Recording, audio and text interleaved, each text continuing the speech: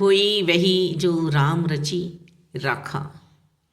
जो प्रभु ने चाहा है हमारे जीवन में वही होगा, हमारे प्रारब्ध के अनुसार।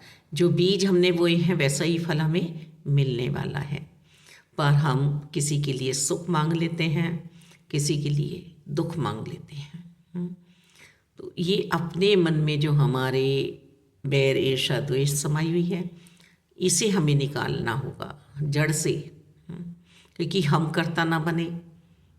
हम कह देते ना कि ये दुख हमने मांगे थे, देखो दुख ही भोग रहा है तू। हमें अच्छा ही नहीं लगता था हंसता हुआ मुस्कुराता हुआ चेहरा। तो भागीदार हम बन गए। हमें भागीदार नहीं बनना है किसी भी कर्म में। बस प्रभु परमात्मा निराकार दातार के लिए हमें कर्म करते चले जाने हैं। एक बेटी है, उसकी शादी हो जाए, वो अपने पति के घर चले जाए और फिर कहने लगे कि अब जो घर था मेरा मैं वहाँ पहुँच गई हूँ, मुझे मेरा पति मिल गया है और अब मैं काम नहीं करूँगी।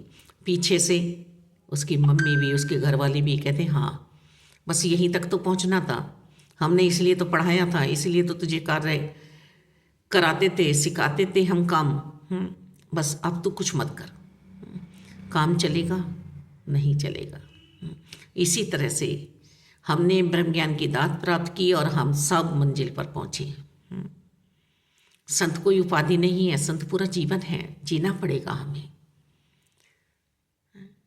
तो कर्म तो हमें करने होंगे और कर्म हमें श्रेष्ठ करने होंगे, किसी को गिराने वाले नहीं करने होंगे, किसी की लकीर नहीं मिटानी होगी, अपने कर्मों की लकीरें बड़ी करनी होंगी। चिड़िया वाले भाव से हमें जीना होगा।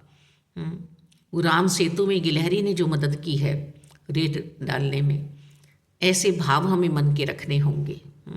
किसी को उजाड़ने वाले नहीं, मन के भाव बसाने वाले होने चाहिए। तुम किसके लिए तड़प रहे हो, कौन से सुख हैं वो तुम्हें ही नहीं पता। बैर ईर्ष्या द्वेष अपने मन में बसाए हुए हो। किसी को उजाड़ने की बात कर रहे हो और सोच रहे हो कि हम खुश हो जाएंगे, हम तालियां बजा लेंगे। नहीं, ये खुशियाँ तुम्हारी स्थायी नहीं हैं, स्थायी नहीं हैं ये खुशियाँ तुम्हारी। कि किसी को हम केले के छिलके पे फिसलते हुए देख रहे हैं और हंस पड़े, तालियां बजा दी, नहीं। स्थायी खुशियाँ ढूंढिए, आनंद में पहुँचिए, परमानंद के साथ जुड़िए,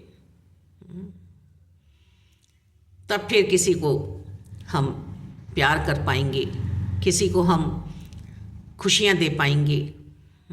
यदि एक का जीवन भी हमारे से प्रेरणादायक बन गया तो हमारा जीवन मुबारक जीवन है। और यदि हम किसी को भी प्रेरणा नहीं दे पाए तो फिर हमारा जीवन यूं ही चला गया, कोई इसका अर्थ नहीं है।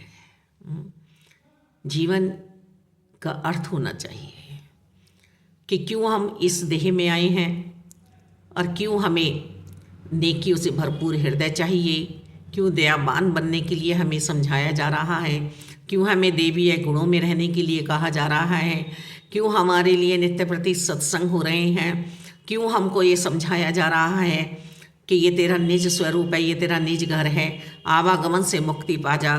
क्यों हमें ये समझाया जा रहा है कि अब मात गर्भ में वापस नहीं लौटना है तुझे। क्यों हमें बार बार सावधान करा जा रहा है, चेतन अवस्था में रहने के लिए कहा जा रहा है। ये क्यों अपने मन में हम अपने लिए यूज करें, दूसरे के लिए नहीं।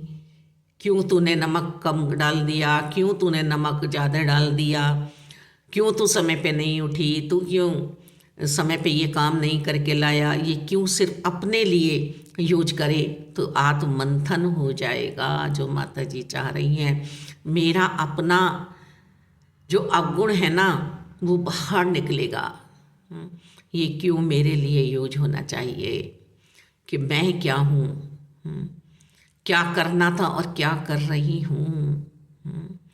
बिना मतलब की दौड़ तो नहीं लगा रही हूँ मैं।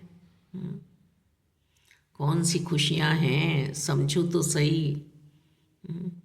समझ नहीं आ रहा है, मुझे समझना होगा।